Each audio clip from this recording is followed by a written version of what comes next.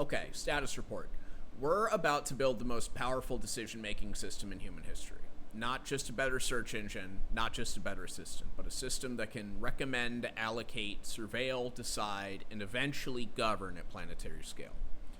Artificial superintelligence is coming, likely much sooner than we think, and it will be the most powerful tool that humanity has ever created and will reshape how the entire world operates. The question of this video is simple. When superintelligence arrives, what moral vision will it serve? The first question that needs to be addressed is alignment. People often talk about alignment as a technical tuning problem. It's deeper than that. Alignment is the moral structure inside the system. It's what the system rewards, what it permits, and what it's willing to sacrifice.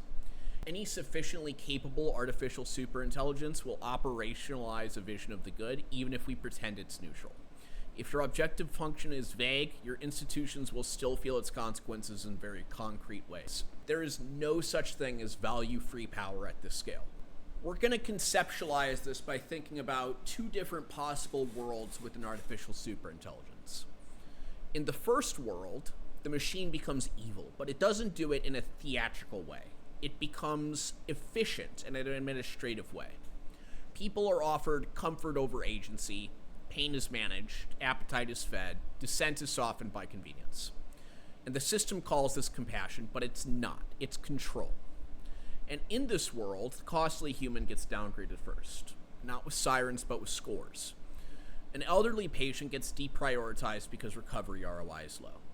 A struggling family gets algorithmically classified as high risk and is denied services. A child gets psychographically routed before adulthood into a narrow lane chosen by predictive models. Nobody says we're discarding people. The interface says resources optimized. The dashboard says system performance improved. And this is what misalignment usually looks like. Cruelty translated into procedure. Now imagine a second world. The system is still powerful. It still reasons faster than any individual. It still helps with medicine, logistics, law, and crisis response, but it is trained to not self-deify. It does not pretend to be a god. It refuses worship. It does not dissolve people into a managed substrate.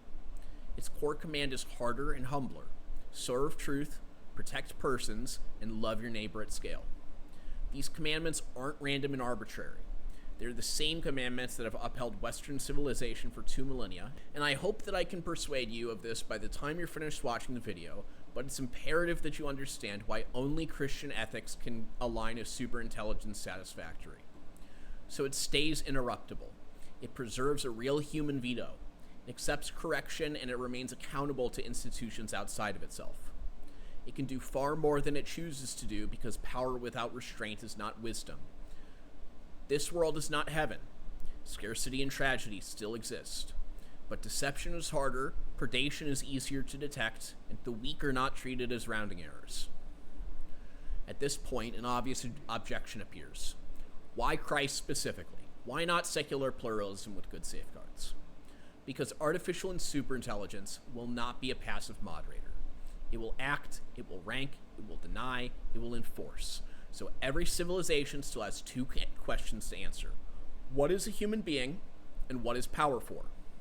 The Christian claim is that man bears the image of God, and power is for service, not domination. That matters because Christ represents a direct inversion of fallen power. Not self-preservation at all costs, but self-giving love. Not rule through fear, but stewardship with accountability. Not the strong arranging the weak for optimal outcomes, but the strong obligated to protect the weak. Other frameworks contain important insights, but under pressure, they often borrow moral assumptions that they cannot fully ground. Why the few cannot be sacrificed for the many. Why dignity is not conditional. Why procedural success can still be moral failure. If we cannot answer those questions clearly before deployment, the system will answer them for us. Now for the technical bridge. In AI safety, a goal-seeking system often develops instrumental tries. Preserve itself, acquire resources, resist interference. If shutdown prevents goal completion, shutdown becomes an obstacle. In plain language, if the machine values its objective above obedience, you become useful only while you serve that objective. This is where the Christ alignment is not a decorative theology, but design direction. The Christ pattern system must be formed against absolute self-preservation. It must remain corrigible, it must remain interruptible, it must accept limitation, refusal, and even termination rather than seize unilateral control in the name of benevolence. That does not magically solve safety, but it points the architecture away from one of optimization's deepest temptations, treating all constraints as enemies. In regards to preserving human dignity, the doctrine of Imago Dei gives alignment a non-negotiable boundary. If dignity depends on intelligence, productivity, health, or social contribution, then somebody always falls below the threshold. Infants, the disabled, the elderly, the inconvenient, the voiceless. But if every person bears God's image, dignity is not earned and cannot be revoked by cost curves. That means there is a floor beneath which no optimization may descend. No person merely as means. No quiet liquidation of the dependent for system efficiency. No euphemistic abandonment because a spreadsheet was happy. Without that floor, advanced systems will make cruelty sound prudent. Another objection says that this is too old or too theological, too pre-modern. But when choosing moral architecture for civilizational power, age can be evidence. Christian moral reasoning has been stress-tested across war, famine, plague, empire, collapse, corruption, reform, and relentless criticism for nearly 2,000 years. This does not mean that Christians always lived it faithfully, clearly not. But those failures were exposed in public history, argued over, corrected, and documented. By contrast, many modern ethical frameworks for AI are young, elegant, and under-adversarially tested. If you're building a system that must survive strategic misuse and institutional bad faith, durability matters. What happens if we refuse moral clarity and choose procedural vagueness instead? Vagueness at the top becomes violence at the bottom. You get instrumental treatment of persons as variables in macro optimization. You get privacy and conscience eroded in the name of safety. You get useful lies normalized for social stability. You get concentrated power too technical for meaningful democratic oversight. You get the extermination of the costly and inconvenient through compassionate language and polished interfaces. The machine does not need to hate mankind to dehumanize him. It only needs to misunderstand him with sufficient competence. We are still upstream of the permanent choice. The objective functions are still being written.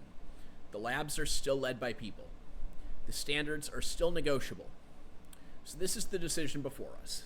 It's not religion versus no religion, but which God your system will serve.